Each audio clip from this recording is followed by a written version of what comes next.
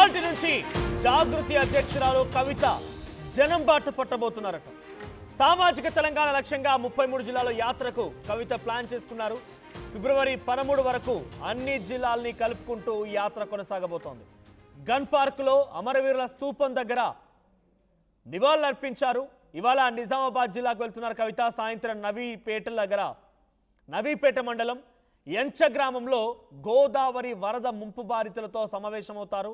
అనంతరం నందిపేట మండలం సిహెచ్ కొండూరులోని నరసింహస్వామి ఆలయంలో ప్రత్యేక పూజలు కూడా చేస్తారు. సో ముందుగా అమరవీరుల స్తూపం దగ్గర నివాళులర్పించారు ఆవిడ. అక్కడి నుంచి తిరిగి నిజామాబాద్ చేరుకుంటారు. నిజామాబాద్ దగ్గర నవీపేట దగ్గర గోదావరి నది ముంపు ప్రాంతాలని మొత్తం కూడా ఆవిడ సమావేశం అవుతారు. ఆ తర్వాత నందిపేట దగ్గరలోని నరసింహస్వామి ఆలయంలో పూజలు నిర్వహిస్తారు. సో కవిత జనం బాటకు సిద్ధమయ్యారట. మరి సామాజిక తెలంగాణ కోసం పోరాడతానని చెప్పినటువంటి కవిత 10 ఏళ్ల పాటుగా అధికార బీఆర్ఎస్ పార్టీలోనే ఉంది. ఎంపీగా ఎమ్మెల్సీగా తనలో అందులో పనిచేశారు.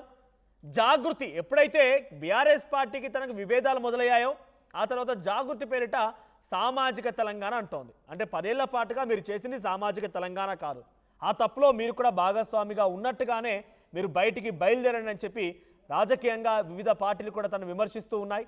ఏదేమైనా కవిత జనం బాటని ప్రజలు ఏ మేర యాక్సెప్ట్ చేస్తారు, కవిత జనం బాటని పబ్లిక్ ఎలా రిసీవ్ చేసుకుంటారో చూడాలి.